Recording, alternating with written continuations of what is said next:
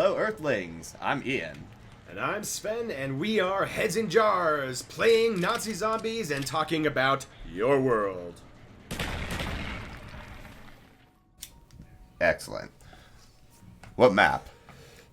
It should be one that we know really well. Like, not call it nothing that we have to focus on. Have we done Kino? Not for a little while. Let's do Kino. Yeah. Cause Kino we just got down pat. Alright, I got my iPad open with my notes. Alright, people, welcome, fellow astronauts. We're going to start today with a quote from the New York Times. Jordan has come to dominate the world, Tolkien begin to reveal. The battle scenes have the breathless urgency of first-hand experience, and the evil laced into the forces of good, the dangers latent in any promised salvation, the sense of the unavoidable onslaught of unpredictable events bear the marks of American national experience. Specifically, though, we want to talk about Jordan has come to dominate the world Tolkien began to reveal. And dear viewers, you can't see my face, but I am grimacing so hard right now. Just... Alright, we're going to start the gameplay. But no, absolutely not. Well, let's focus the beginning of the discussion on events, specifically the first book. Because that quote, guys, it's hung around for a long time. It's on the dust jacket of every single Wheel of Time book. I'm reading that actually off of book 8, The Path of Daggers, dust jacket. So it hung around for a long time. But that actually came out in response to the first book, which is probably the most Lord of the Rings-esque, if it has to be said, of the 14 books. Yes, sort of. Discuss. Discussion starts now. Okay. Yeah. Eye of the World. Well, let's just say this first and foremost. Both of us love Robert Jordan and Wheel of Time. We are quite fanatical about how many times we have read these stories and talked about them. Yes, that may have been so one of... spoiler alerts also, just straight off the bat. Hard spoilers, all print spoilers, all show spoilers too, if you want to think about it that way. We prefer not to think about the show unless we have to. Yes, and whilst we're trying to, stick with the similarities of the first book, this probably will also venture into the later books too, slightly, just because the story is, well, epic, grand, and the topic is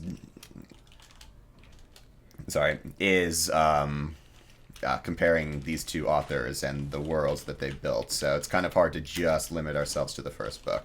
But the first book, you do have, there's very obvious similarities. Moraine and Gandalf. Now, Moraine comes in and scoops 3 young boys out of Emond's Field after many thousands of years of peace in this place. The Shire is pretty comparable to Emond's Field and the Two Rivers. The Two Rivers is the obvious parallel there to the Shire. It's pastoral. There is a innocent, disconnected feeling to the Shire and to the Two Rivers. They're sort of apart from world events to a large extent for a long time. Yeah. Though I'd say that the Shire is slightly more connected just because of the world size difference of the two. What is the world size difference? Well, Robert Jordan's world is a lot wider. You see a lot more of the world, because in Tolkien's Lord of the Rings map, you're only seeing basically the west part of Middle-earth. The map basically stops getting drawn past Mordor and, the Sea of Rune. So you're only seeing a very, very small part of Middle-earth. And this is also because the world was a lot longer at the beginning, before the downfall of Numenor and the breaking of the world caused, 2/3 of Middle-earth that maybe not 2/3, but at least greater than a half gets sunk under the sea. because of a cataclysm. Okay, so that's one reason why it's a lot damn it. bigger and smaller. How the hell did I go down in round 3? You're absorbed by my wonderful words. Quite possible. Yeah, and then also Robert Jordan decided. Well, I mean, not decided, because it's very helpful to have, you know, a little cheat sheet called traveling, where you can just basically, I mean, if you're a man, rip a hole in the, you know, in the pattern and. Well, actually, I hate to be that guy. Traveling via the true power, you rip a hole in the pattern. Making a gateway as a male channeler with the 1 power makes taking 2 points of the pattern and making them the same. And I forget how the women's version is, but I know that if a woman tried to do what a man... Oh, no, that's right. The women is taking 2 parts and making them the same.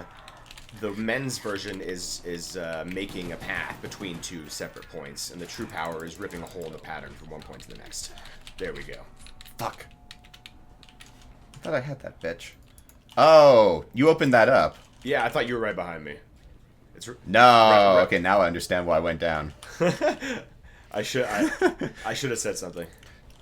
Yeah, it's round 4. I wasn't thinking, but no, yeah, you're right about the differences. But the idea though of being able to, you know, just hop from location to location also makes your world, the size of your world, incredibly big. So you can have a really long map. In Tolkien's world, there is no such thing. The fastest things that can move are the Nazgul, let's just call it, because I mean, or the let's eagles, not talk about. Or the eagles, you know, those type of creatures. Or the thoroughbred horses from Rohan, you know, like, realistically, that's the best way you're going to Shadowfax. Yeah, Shadowfax. You know, those creatures that are either fed by the shadow or are offset or offshoots and descendants of, you know, the great beasts of the First Age. And man, there are so and I use many... the word beasts lovingly. There's so many fast travel ways in the Wheel of Time. I mean, you don't even get to traveling until way, way late. The portal stones. Yeah, Rand uses the portal stone before he ever uses the 1 power to travel, to create a gateway. He travels the ways before he learns how to fast travel with gateways. He uses skimming before he learns how to use a gateway. And then, of course... He does do that trick at the end of the first... Well, it's kind of hard to say if he does it, but like at the end of the first book, Eye of the World, when he's... you know, in Tarwin's Gap, and the stairs just appear out of nowhere. Well, not out of nowhere, but out of like the clouds or the mist that is forming around him. It's kind of hard to say if he's doing that or if like the creator is giving him a hand or. So in that moment, he's so full of the most pure essence of Saidin. He's definitely like. It's disconnected from the rest of the books what he does here. Yes. Robert Jordan had to have an ending, and so there was this great supernatural thing. Now you can kind of retcon that, like, okay, those stairs, we know that you can envision whatever you want when you do a skimming gateway. You can have a traveling platform, you can have steps, you can have a pathway. So he created a skimming gateway with power that he didn't understand, but it was the pattern was using him as his agent in that moment, I guess. And he was just sort of swept along in the river of Saidin, or the torrent of Saidin. Doesn't explain the voice though. And yeah, because the creator never takes agency. And so that's another thing that's sort of like the first book has that similarity that the rest of the books don't, in that the creator may actually have more of an active hand, slightly like everything is by design in Tolkien land. Everything that's done serves, and remind me again the name. I'm missing it. I've got Gwai here with the Wind Lord in my head, and I can't get the correct name in there. Iluvatar, thank you. Yeah, it's all by his design in the end. And so in the first book, when it seems like the creator is taking a hand in Rand's actions, that may be one of those parallels, those similarities that he drew from the books, or you can draw between the books, because it never really shows up to that degree again. The creator doesn't have that kind of agency again in the books, really. Not that I remember. No. The only other time is when the last battle is about to commence. The creator says, I don't remember the exact words. Yeah, but he when they're walking into Shal Ghul is like, like the appointed hour has arrived or some stuff like that, and Rand finds that comforting, and Moraine and Nynaeve both like, holy shit, what was that? Yeah. Yep. That's right. But beyond that, I'm trying to think of other like major similarities. You have the sort of call to action hero's journey similarities. You could say that Frodo has the call to action to leave the Shire when presented with the task of the intermediate task of getting to Rivendell with the ring. That's the dangerous aspect. There's going to be, and they have to get it out. Rand's call to action is similar. The Dark One is after you. He's coming for you, boys, and I will make sure he doesn't get you. And the ones to initiate that call to action are the wizard characters with the magic. Moraine even has a staff that she seems to use to focus, or it seems to have a power to the layman in much the same way that Gandalf has a staff, and he uses it for his magic uses. Yes, Moraine's staff is sort of as nebulous as Gandalf's staff. It's not that, because the staffs are an interesting point in Lord of the Rings, because they're never really seen. In the movie they're seen a lot, being kind of like the source of their magic, but in the books, when Pippin is on the wall in Gondor looking out, and he sees Gandalf ride Shadowfax out of the wall to help the rest of the soldiers who are retreating, he doesn't see Gandalf raise his staff and the light appears. He sees Gandalf raise his hand, and from that, a big thing of light appears to pierce, the darkness ahead. Okay. And scare off the Nazgul. So the staff. So when Saruman alludes when to... Saruman gets his staff broken. Right. And that happens in the book and in the movie, just different ways and different times. Let's not talk about that. Yeah. But the staff. That's more of like a representation of... Or I always interpret it as more of a representation of... A, getting cast out of the Order itself, the Astari, the 5 wizards of Middle-earth. And then B... It is a diminishment of his power, but it isn't a complete... But he hasn't lost his power in many respects, because he still has all his knowledge, and his voice is still as powerful as it was. Because that's how he basically takes over the Shire, is with the voice of Saruman, right? And he doesn't have his rod at that point, his staff. No, at that point, it's broken. So he uses that to bring out the worst of certain hobbits, and then the people he brings with him, and creates that very horrible society in the Shire that they have to go...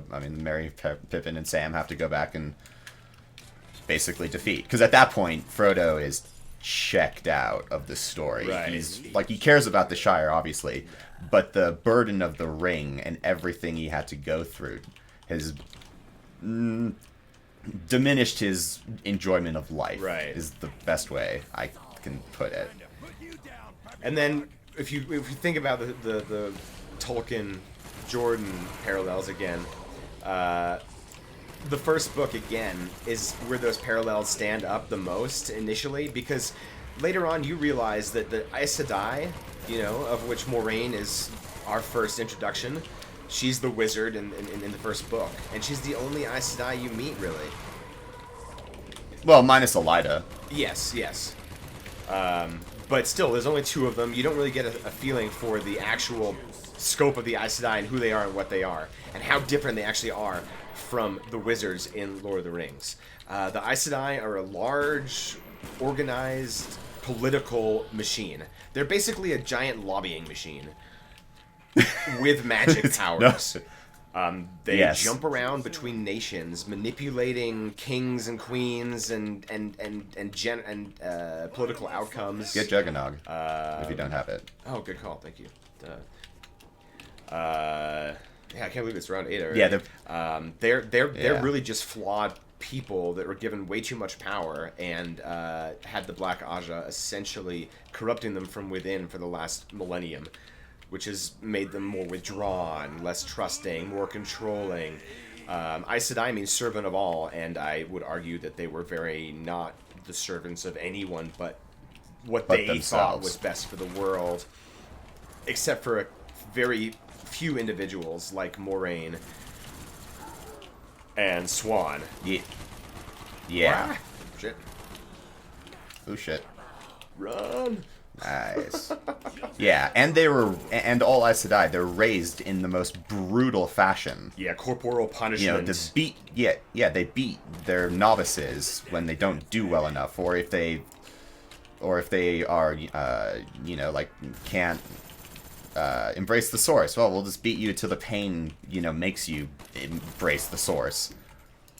Yes, and you have these like super cliquey factions. Yes.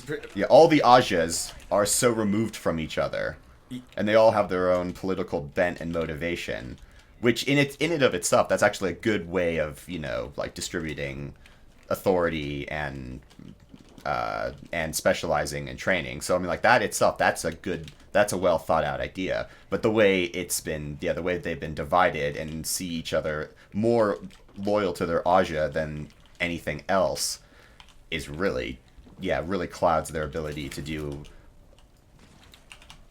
any substantial good in the long run. Yeah. It's almost like, Moraine succeeds to do good in spite of the Tower's wishes. Yeah, she flouts. No, yeah, flouts. That's the right word. Yeah. I think, I don't know. Yeah. She flouts, the Tower law all the time. She rediscovers things like balefire, which are forbidden weaves, and she says, by weaves almost, or by oaths almost as strong as the 3 oaths. So, and that's never really expounded upon again. I assume that's just like, it's a huge... I don't even think most Aes Sedai are aware of the weave for balefire. That's how little it's been okay for so long. I mean, since the breaking, balefire... But since before the breaking, it's been known that balefire is the most dangerous. Yeah, both weave. the shadow and the light, in the warp of power, both of them agree to not use it because they both recognized how bad of an idea it is. So I mean, like, if you can get the shadow at that point, obviously, because I mean the Dark One turns that around in Rand time, but in Lewis Thurn's time, they're both sides are like, yeah, let's not do this because we've heard too many Bale screams and we're fucking petrified. And the only reason they're able to actually turn their back on it is because they've seen what wholesale massive use of balefire does. We only see true balefiring once when Rand does to Nathan Burroughs. Yep, exactly. We never see it. It's always very, very controlled because they know how dangerous it is somehow. Like, it's been drilled into them. It's terrible. And when you describe how it works, yeah, it's obvious that it can be so dangerous. But they never experienced whole cities being wiped out by balefire like they did in the Age of Legends. That's something that's beyond rational comprehension because you think you can understand the trickle-down effects, but you can't. I mean, when you have 300,000 people and their entire existences winked out and every connection they had to every other person and how that influenced it. I mean, somebody may have been a successful businessman in the Two Rivers and instantly disappeared and was like, I don't know, dead for 40 years because of that. Yeah. And that's just and that's just that part. It's like also the power that requires to balefire a whole city, the years past ramifications. How far did that ripple back? Did it ripple back 10 years in time, 20 years in time, 100 years in time? Were children that had great-grandchildren, suddenly their whole families were just erased but one person who was born before them? Right. It would be something crazy and far-reaching. Yeah, so again, I think we're proving again that the worlds, even though on a super surface level, Moraine is Gandalf, the concept of Aes Sedai and the wizards in The Lord of the Rings could not be more different in terms of magical or magic users. You know, if you want to just go from they are the magic users in these two worlds, sort of. Yeah. Because in that sort also of. discounts Because elven magic. no. I have to push back on that though, because when we talk about wizards though, now we're talking about a very specific sort of category, because there are like the Witch King is a sorcerer. Okay, yeah. And in Tolkien's world, sorcery is just a word for magic and there's used the for a bad necromancer purpose. as well. And there are magical beasts like Bjorn, you know, his ability to change like that is magical. So yeah, I shouldn't have limited myself by saying magical users, but in the context of this discussion, you highlighted, and in the first book especially, Moraine is the Gandalf figure on a surface level. As soon as you scratch beneath the surface just a smidge, you realize that it breaks down. It's so much. It's completely different. They're not magical spirits. They're not like elemental beings. No, like the Aes Sedai are just people whose souls who are have the somehow ability to lucky channel. enough to have access to it. Yeah, the 5 wizards are, or the Astari are, Maiar, who are the angelic beings below the Valar. So basically low-tier gods, let's put it that way, because they don't have all the abilities that the Valar do, but they are just one step removed. But these are, you know, angelic beings who get rehoused in mortal bodies to kindle the resistance against Sauron's rise in the Third Age. So they have a very specific purpose that they forget once they come to Middle Earth, which sort of, I mean, it's all part of the plan, but only one of them is permitted to return, and that's Gandalf. You know, Saruman obviously falls from his original purpose and seeks domination over men. He crafts a ring. He crafts his version of a ring of power, though it's never 100% explained what type of power he was able to craft in that ring, because we assume that the knowledge he got when he traveled into the East was not complete. So he knows you come ring over here, I'm lore. gonna pack a punch. Wow, how the f do you have that much money? I got really lucky with the box and never had to try again. Oh, My very first attempt was a commando, and then I tried again and got a FAMAS, and yeah.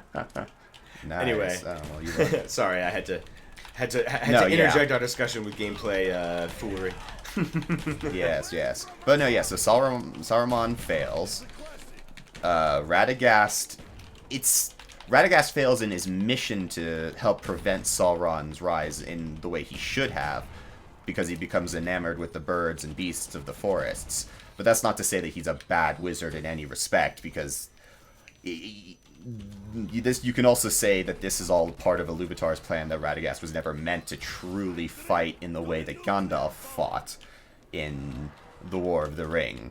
So you can split that down that way. And then the 2 blue wizards, Palindo, and the second one's escaping me. It's been a while since I've read that letter from Tolkien. That one's also up into interpretation, because Tolkien does say they may have failed by magic cults that kind of formed around them. They may have gone to Sauron's side, or they may have just been sort of a resistance in the East that you don't really know about. That one's very much up into interpretation. But yeah, like, this to demonstrate just the difference. Like, yeah, the wizards of Middle Earth and the Aes Sedai of the whole Robert Jordan series are vast. Yeah, they're just like they're not interchangeable in any respect. Yeah, so once again we come back to this quote by the New York Times saying, you know, he's come to dominate this world, and I think it's not fair to both authors, because to say that he came to dominate the world would imply that he is setting anything in that world. And no, I'm sorry, Tolkien may be like one of the penultimate fantasy authors of all time, or at least from the modern literature perspective. Yes. He is the progenitor of modern fairy tales. And you also... And when I mean fairy tales, I mean like out of the world, spiritual, cool shit like that. And you definitely can't say that Robert Jordan wasn't influenced by Tolkien. That'd be like saying that he... No, I don't even know what a parallel would be to that. I don't think you can write fantasy like the influence without being is influenced by Tolkien at this point. I don't think you'd have to come up with a whole... You'd have to live literally in a box for your entire life long and never have read it or heard of it. But anyway, yeah. So it's completely different things, and let's just think about the journey that everybody undergoes in the Wheel of Time, the first book, the Eye of the World, because that's the only one that has the vaguest of surface level comparisons you can draw. So one of the surface level comparisons you can draw is this being separated from the group, being separated from the mentor aspect. Yeah. And you can even argue that happens twice in the series. But the first time it really happens... No! The first time it happens is obviously Shadar Logoth. They're separated by a great evil. They have to run across a river and divided by that river. Well, that sounds awful. And the great evil is a spiritual evil rather than a physical evil, like what happens in the end of Fellowship. They're separated from the group. Before that, they're separated from Gandalf when he falls in Moria. And in the Wheel of Time... Well, even before that, actually, they're separated by the fact that Gandalf gets trapped in Orthanc and can't get back to the Shire before... Yeah, so even there, like... You have even less of a parallel here. Like, as soon as you start to think about it, it breaks down. Every single parallel is so surface level. No! Crap, I just killed myself. No! Why did I do that? I got this. If I... wait, I'm gonna run back in. I don't have enough for my pack-a-punched commando. I'm coming the long way around. Hopefully, I'll get to you. Save me, bro. But yes, yeah, so there have these things coming. Like, yes, you have a wizard that comes and picks you up, and it takes you on an adventure. And you are separated from that wizard and have to fend for yourself for a while in the wilderness and reach your destination alone. And that's it. That's like, I think those are pretty much, you can sum up all the similarities right there. The rest of the settings don't have anything to do with each other. The rest of the story, I mean, the whole... How do you say thank you? Yeah, okay, you have Lan, who's like the king of a lost kingdom kind of thing. Aragorn is kind of the king of, not a lost kingdom, he's just he hasn't taken his kingship, I guess. And so that's, again, a super stretch to call Lan and Aragorn analogs. And he's absolutely not, because Lan is 100% forsaken the Seven Towers of Malkier. He's Moraine's Wardor, so that's 100% where his loyalty lies, even though, Nynaeve does start splitting that. But that doesn't happen very much in the first book. I mean, there's some stupid, significant looks kind of bullshit going on between Nynaeve and Lan, and that's the extent of it. I don't think that... And then he doesn't confess his love for her until they're in Faldara, the next book. Which is still kind of sudden and weird, but, that's fine, whatever. And there are also there are way too many women in Wheel of Time for it to be anything like Tolkien's book. Yes. It sounds so bad, but I'm dead. Oh no, I'm not dead. I haven't got Juggernog, and I don't have the... Oh fuck! I thought I got that max ammo. Shit, balls. Where are you at? I'm in the. Oh no. I'm coming up into the room where you're firing. Okay, very good. Yes, let's get the fuck out of here. Oh yeah. No, yeah. That is one of the criticisms that a lot of modern people have. Like, there aren't enough women in Tolkien, and I mean, fair dues for that. Yeah, like there aren't very many. Yeah. Aren't. Yeah, like it's a very dude-centric story, but the women that are there are so much more incredibly important than pretty much all the women in Wheel of Time. I mean, like for me, I've always... Oh, crap. No. I still don't have Juggernog. I can't run into that hornet's nest. Yeah, like, for me, like, the most important woman in Wheel of Time, she barely... Wait, is Min in the first book? Yes, they go to Bear Lawn. Oh, she is? And that's Oh, the yeah, very right, first right, time. okay, Alright, yeah. I made it through the theater. Okay, you're behind me. I got... Excellent. Yeah, I carved... Yeah, I went into your lead. No, okay, yeah, like, so Min, throughout all the books, maybe not, like, as prominent in the first book, because she's just there for a little bit and, you know, giving us Moraine the viewings, but Min later on is the most consequential woman in the whole story. Without her, Rand fails. There's just no question about it. Yeah, she's the only thing that keeps him sane. And let's not... I don't want to go too far from the subject, but goddamn, they did Min dirty in the show. Holy cow, she is absolutely nothing like the Min that I had pictured in my mind from the book. She it has some weird compact with the Dark Friends and Ishmael, which no, that's so anti her character. I don't even want to entertain. Min is dope. Min is like the girlfriend you all wish you could have. I promise you. Like that's the chick you want in your life. Find yourself a Min. Don't find yourself in a Lane or an Avienda. They're crazy bitches. You know, find yourself a Min. I prefer Avienda more than Elaine, but no, yeah, you're right. Min is the girl. Yeah, Min's the girl you want to land. She's the best of them all. Yeah.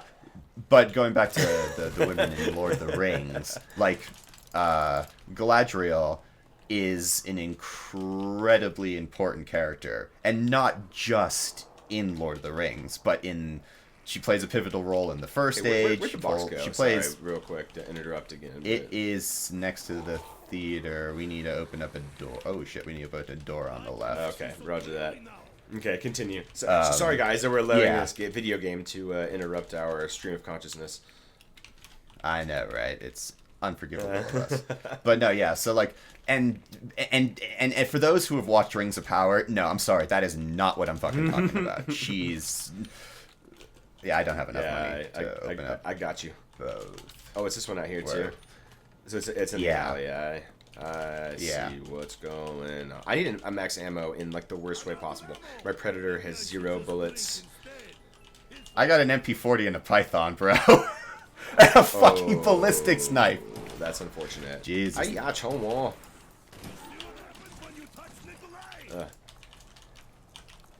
Yeah.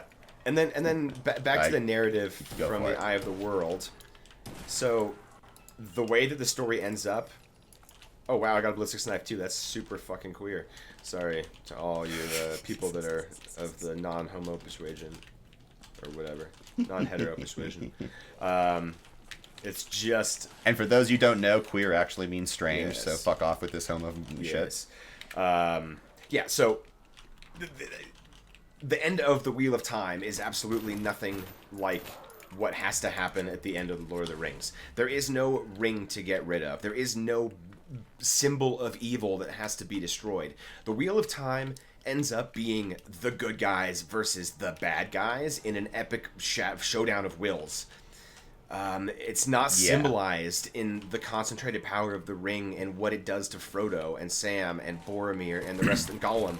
There's no corrupting force like that. The Dark One is the corrupting force. The lust for power is the corrupting force. The desire for immortality, and also just being plain fucking evil, is the bad thing. The boogeyman in the Wheel of Time. And Rand's mission at the end of the Wheel of Time has nothing to do with destroying anything really. No focus of power. I'm out of ammo and I'm just running, and I have no money to buy another freaking any bullets right now. This is a problem. Oh my god, is that max ammo? Yeah, I'm just shoot. Oh no, it's not. Yeah, Rand just goes there and he has to save Tarwin's Gap. He basically has to release his pool of sight in. He has to announce to the Borderlanders that change is coming. That the dragon is there. Basically, they might not know it, except for Egelmar, because Egelmar sees it and says, "What I saw, Moraine, must not be." Yeah, but that's it. The stakes are so much lower for the Wheel of Time, the first book, especially after having read the rest of the books. The stakes could not be lower at the end of The Lord of the Rings. Yes. Yeah. Or it could not be higher. Sorry, I had that backwards. The stakes could not be higher. At Lord of the Rings. It's another thing they just don't have in common.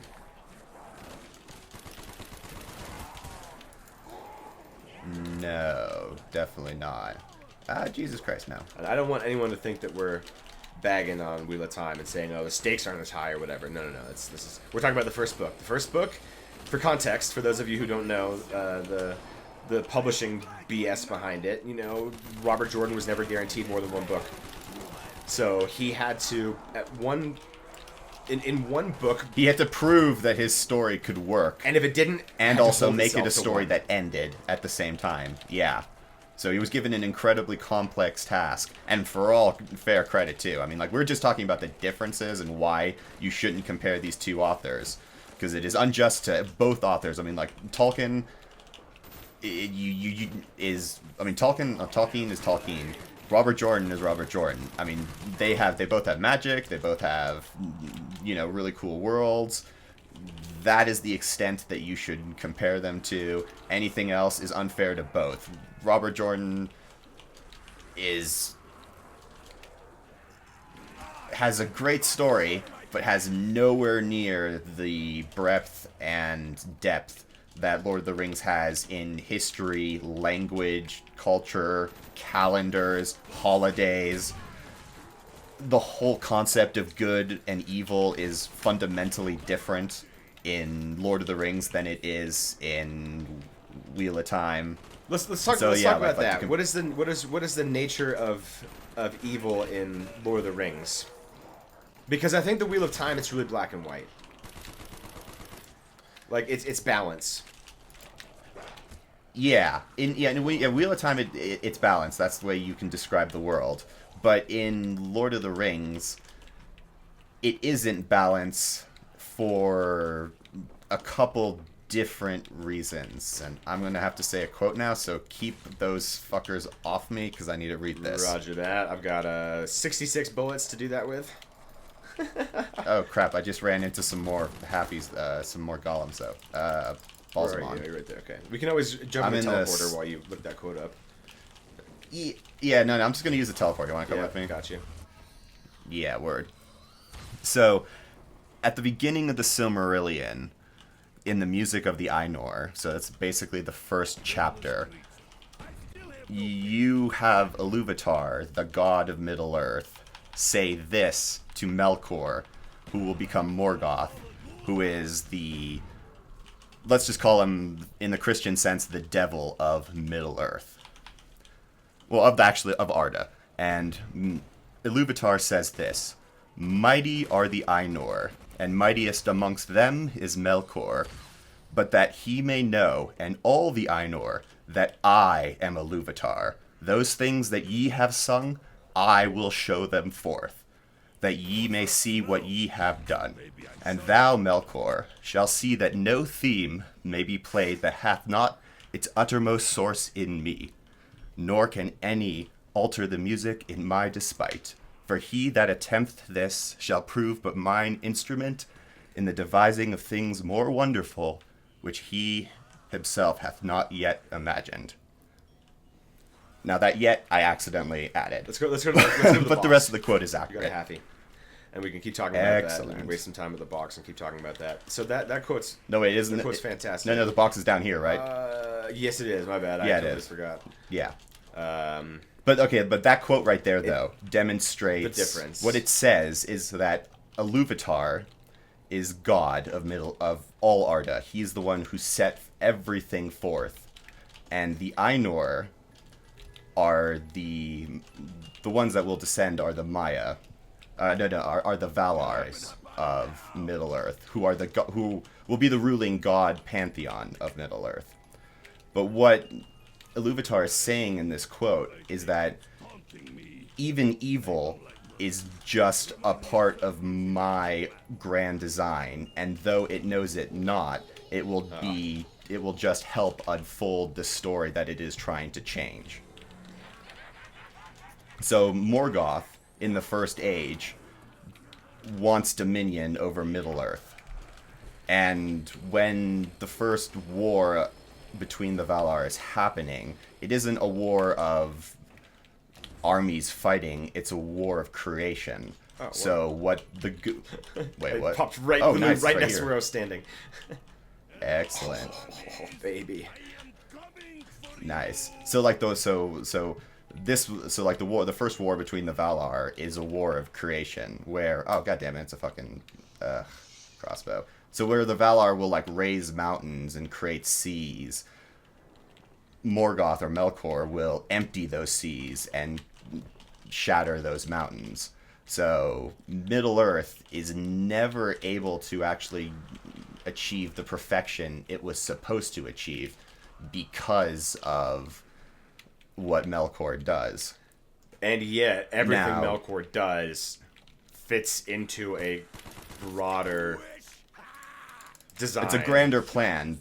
Yeah, exactly. Because he's just creating, like, he's trying to thwart the will of Iluvatar, but all he's really doing is bringing it further and further into fruition. And then let's contrast that to the Dark One and the Creator in the Wheel of Time. Now, this is straying beyond the eye of the world, obviously, because the Dark One is just, he's like the devil. He's Balzaman, he's Shaitan. These are historical names, basically, for the devil.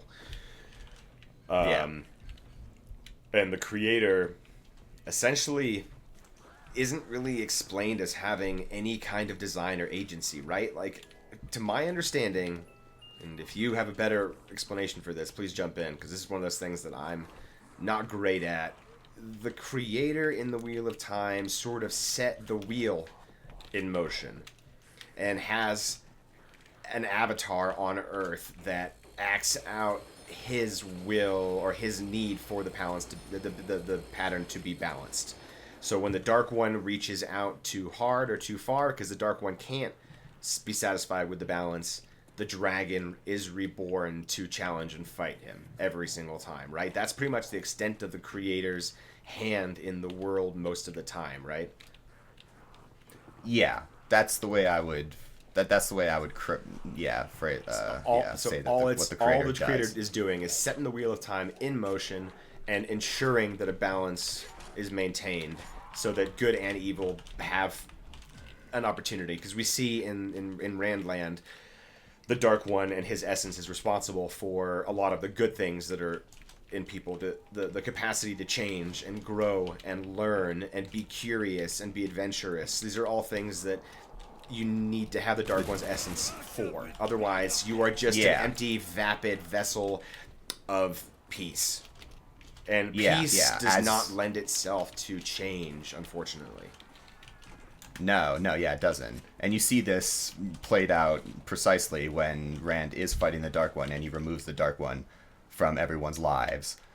And he won the last battle, and he visits Elaine and he sees something's wrong with her eyes, and at the very last second he realizes that if he kills the Dark One, he basically is turning everyone to good, removing any ability of change, and thus becoming a quasi Dark One, because he has ruined the world. So it's a great representation of human like duality. But in Lord of the Rings, the Dark One isn't just a Dark One. I mean, like, Morgoth is a primordial force of destruction who always wants to destroy, and like he wants dominion, but he'll destroy it. He'll destroy everything to get it. Sauron is the exact opposite of Morgoth in this respect. He does not want to destroy everything for power's sake. He wants to create a perfect order, kind of everlasting, because he himself is a craftsman. Sauron, at the very beginning of Arda, Sauron's name is Myron, the Beloved, and he was a student of Aule and one of the greatest craftsmen in the respect of the Maiar that there was. So he was, in this respect, he is, Lucifer before he falls from grace. Falls from grace. And so Sauron in The Lord of the Rings does not wish necessarily to, like... Oh, man. Yikes. That sucks. How did I get caught there? Stupid door. When you mentioned that Sauron isn't really the devil, Sauron is more of like, well, the devil's pupil kind of thing in the beginning, and then he wants to create order, he wants to control. You know, that sounds a lot like, almost like Ishmael a little bit. Ishmael wants to stop the turning, but you don't really know that until way, way later. Yeah. Because he presents himself as Balsamon. He presents himself as the Dark One because he's lost the plot. He's insane. He's been too close to the grinding of the wheel for 3,000 years, kind of stuck between being trapped and having agency in the world. But he is sort of like, you know, you will follow me, and I will. I will create order in this world. I will rule. Sauron is almost more like one of the Forsaken than he is the devil, if you can say the Forsaken or anything like Sauron. No, actually, I think you can, because minus Ishamael, the rest of the Forsaken want, you know, I mean, immortality and control. I mean, Sauron already has immortality, and there is an argument about his body, because the representation in the movies is completely wrong to the books, because Sauron has a physical body. The eye that is shown in Lord of the Rings is a representation of part of a passage that, or it gets split a couple times. You see it in the Two Towers, and then you also, I mean, the words "the eye," but you also see it on like, you get the idea on when Frodo is sitting on Amun-Hen with the ring on in the seeing seat, and he suddenly starts feeling a groping hand looking for him, because Sauron at that moment has just realized that something's amiss, and he just takes the ring off at, you know, the right time. So then Sauron, you know, overshoots and doesn't see him. Yeah. Okay. So the eye was great for the movies. I mean, you really wanted to have some kind of a physical manifestation, and what better way than the eye? Honestly, it's pretty. It's so. It works so fucking well visually. Okay, no, like, I don't. Visually it does work. It's really cool. But there is one passage in the Two Towers that is even cooler. Is when Gollum says he has 4 fingers on his black hand, but they are enough. Which indicates, because this is the only description you get of Sauron for like a first-hand description, and it says that basically Sauron but it basically says, though, that Sauron potentially was at least at one time Gollum's questioner. So Gollum's seen Sauron with his own flesh. That's right. Yeah, okay, now let's think about, okay, is there a Gollum character at all? I don't think there is. No. There's nothing even close to that, and Gollum is so integral to the story. I mean, there's no victory like, without Gollum. No, yeah. Because like here's another like really big difference between Rand's journey and Frodo's journey. Running. No! Oh, God damn it! I was so close. They got me from behind. Hamstrung me, baby. Oof. Got that, though. That was sick. But yeah, so like Frodo in the end fails in his quest, and this is not a dig at Frodo. This is an acknowledgement of the power and the power of the ring. And now you have to remember, Frodo holds out for way too long. 17, almost 18 years, right, holding the ring, and he never claims it until the very end. Now, the claiming of the ring is very important, because this enacts 2 distinct things. Before Frodo claims it, Gollum touches him in the Return of the King, and Frodo says, "If you touch me again, you will be cast into the cracks of doom." Now, he curses him, doesn't he? When he curses him, on the ring because Gollum swore on the ring, so he gets cursed that way. And then when Frodo claims the ring and Gollum touches him again, biting off his finger and taking the ring for himself, he thus enacts the ability to fulfill that curse falls into the cracks of doom. Because, and once again, we come back to Melkor, the differences, the design of Iluvatar. Yeah. And also, the ring itself, has a will of its own. And in one of Tolkien's letters, he says that not even Sauron himself could cast the ring. Ooh, fire sale, nice. Cast the ring into the cracks of doom. So not even the maker of the ring itself has that ability because the ring will always protect itself. So you needed a force greater than Sauron himself to be able to undo the ring. And by Iluvatar's will, that gets played out through Gollum. So completely different than any part that Rand ever tries to go through, because that is just, it's so much more of a represent. No Juggernog, I forgot. Man, once you go down this late, it's like just a cascade failure effect. It's like you're just it is pretty SOL. hard, yeah, I totally agree. But yeah, so that's like another like really big key difference on these two worlds. Yeah. Where the stakes are a lot, like as you said, like it's not like the Wheel of Time stakes are lesser than Lord of the Rings, but in the degree of how it's written, it absolutely is. Yeah. And we know that it's an existential threat for both worlds. Oh shit! But one actually literally wants to unmake the turning of the wheel, which will.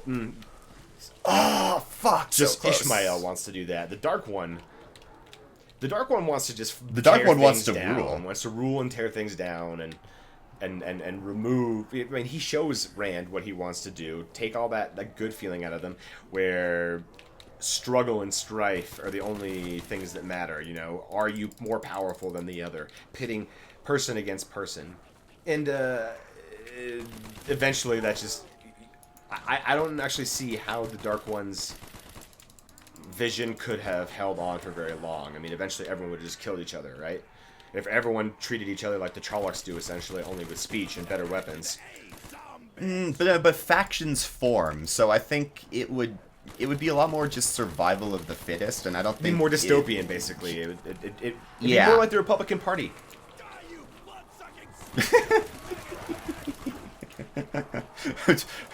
Okay, yes. If we want to put this into modern politics terms, sure, why not? Who's our fucking Ishmael? No, that's giving any person way too much credit. And also, you technically the Wheel of Time is set in our world, but it isn't really.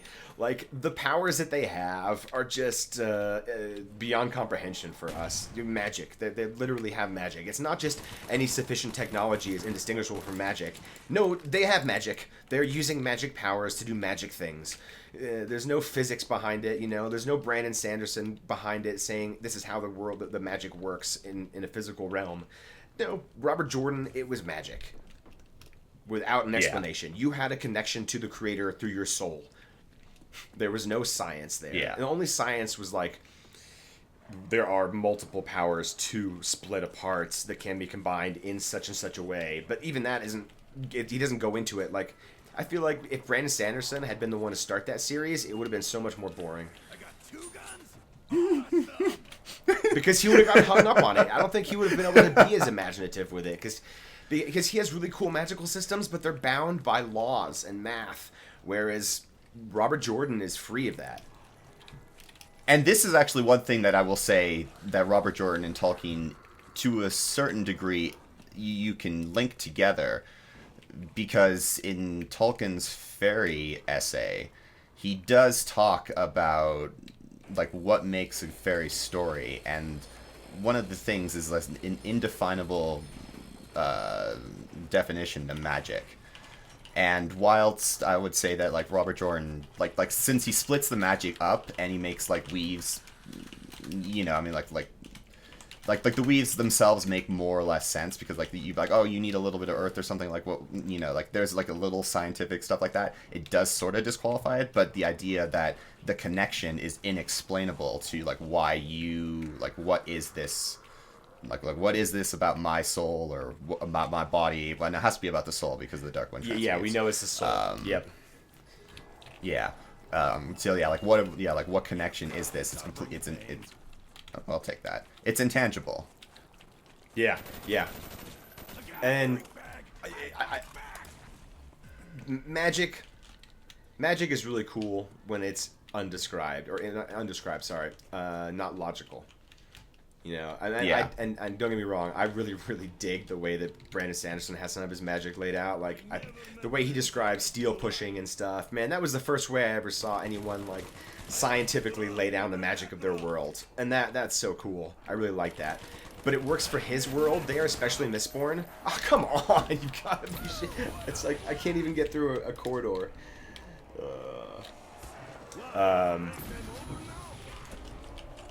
It really fits in the Mistborn world, but in the magical Randland, give me cool, unexplainable magic. Give me prophecy. Give me mystery. Give me fantastical things that I can't conceive of, because that's why I read fantasy. Yeah. You know. Yeah. I read sci-fi for science. Brandon Sanderson, he roots it and I mean, like, I agree with you. I really dig the way he does it, but it doesn't. Oh wait. Cool. But it does leave the mystique out of both both magical worlds that Brandon Sanderson and Robert Jordan and Tolkien have. When you explain the magic the way he does, it does. Oh, come on! Doesn't diminish it. A whole clip into his face, and he still killed me. MP40 is very useless in this round. Oh no! I will not die. I just died. Fuck.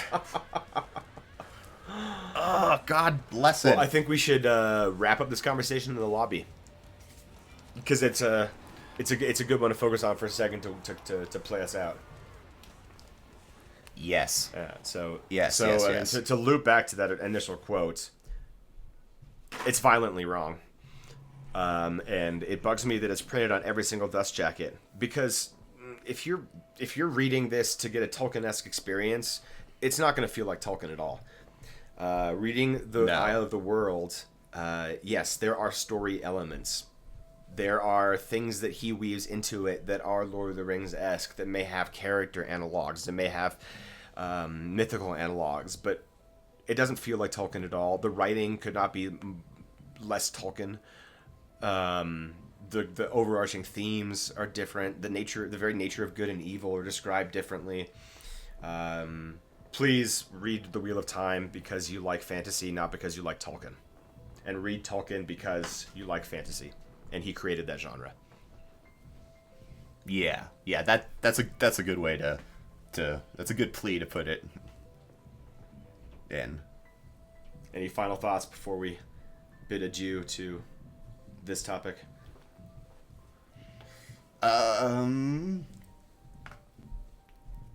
Tolkien's Legendarium is legendary, unparalleled.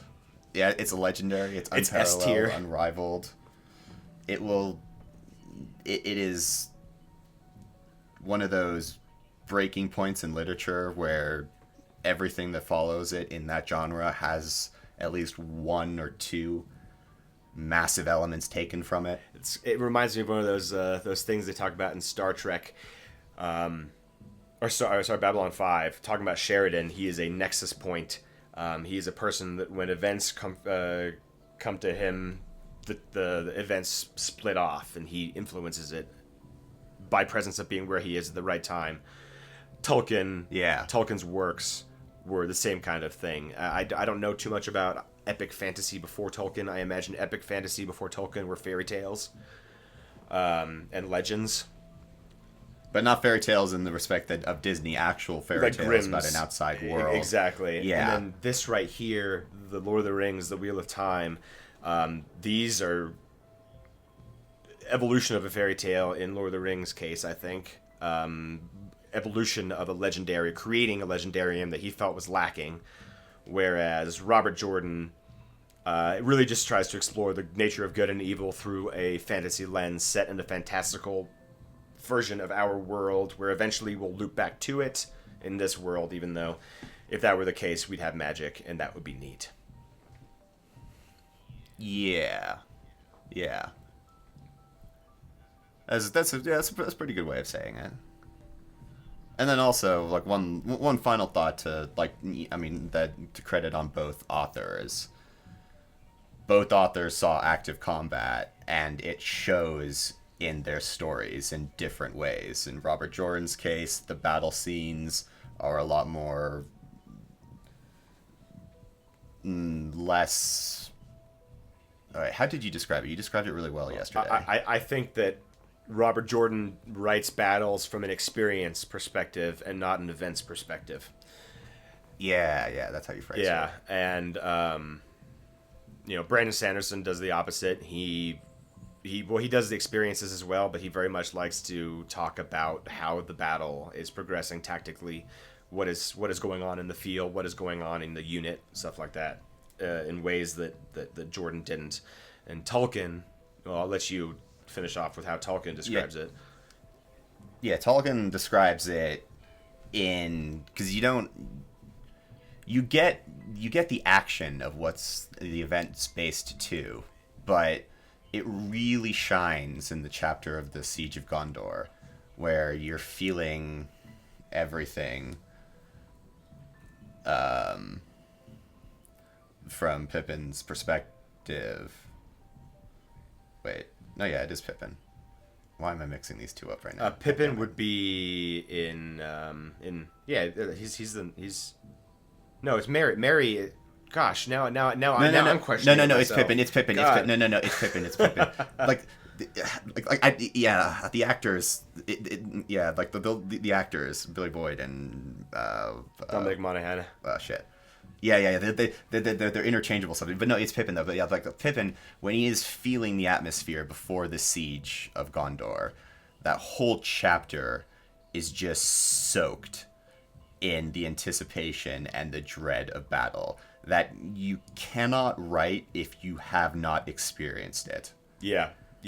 And it is a depth of knowledge that is unfortunately lacking in Brandon Sanderson's writing, but he makes up for it in other ways.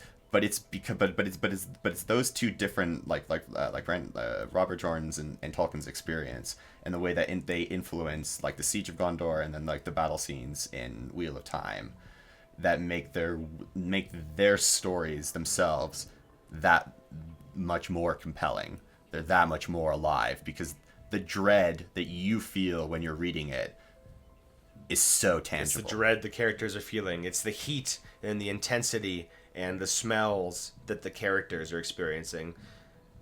Because when you're reading a story from a character's perspective, that character doesn't have the agency to understand what's happening on a battlefield beyond the scope of his individual task.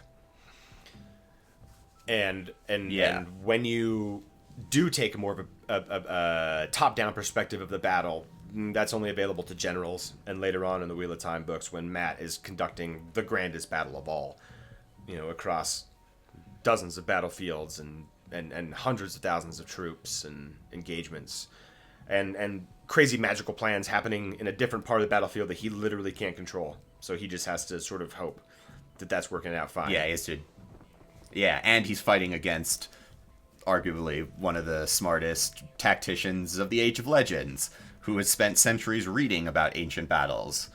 And that's put against Matt's, ancient battle knowledge himself. Oh, it's just a great, epic, matchup that you get to see. Well, guys, to conclude, I assume since you've listened to this and watched this, you are a fan of The Lord of the Rings and or The Wheel of Time. If you just stumbled onto this and we spoiled everything for you, I'm sorry. Please go out and read it so that spoiler wasn't wasted. You won't regret it. Yes. It might take you 2 to 5 years to get through it, depending on how motivated you are. But do it. Do it for me. Do it for Oliver Ridley Jr. Do it for yourself. Who's actually that's Robert Jordan's real name. Do it for the world. Yep. Do it for the world. You will be enriched by the experience.